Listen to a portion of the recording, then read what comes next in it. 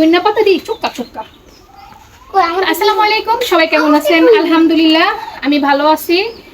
তো আমি যে ভিডিওগুলো করি কোনো অভিনয় না, কোনো কিছু না, একদম রিয়েলভাবে করার চেষ্টা করি। আমি সংসারে কি করি কখন এটাই আপনাদের কাছে শেয়ার করি বা আপনাদের ভিডিওর মাধ্যমে তুলে ধরি।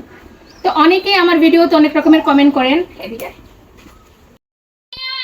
আসো, এই যে ঘরে আসো, গেরাতে অনেকেই কমেন্ট করেন এটা অপরিষ্কার ওইটা অপরিষ্কার।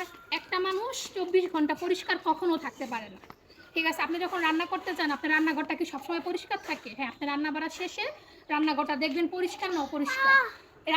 রান্নার মাঝখানে যদি কমেন্ট করেন যে রান্নাঘর অপরিষ্কার, আমরা তো গৃহিণী, ঘরের কাজ করি, যে কোনটা কোন জায়গায় কোন সময় পরিষ্কার থাকে সবই জানি। তো অনেকে আমার রান্নাঘর নিয়ে অনেক কথা বলেন, যাক বলতেই পারেন, ভিডিও যেহেতু করি বলবেন যে ভিডিও করেন কি লেগে, ভিডিও ছাড়েন কি লেগে, এগুলো করবই।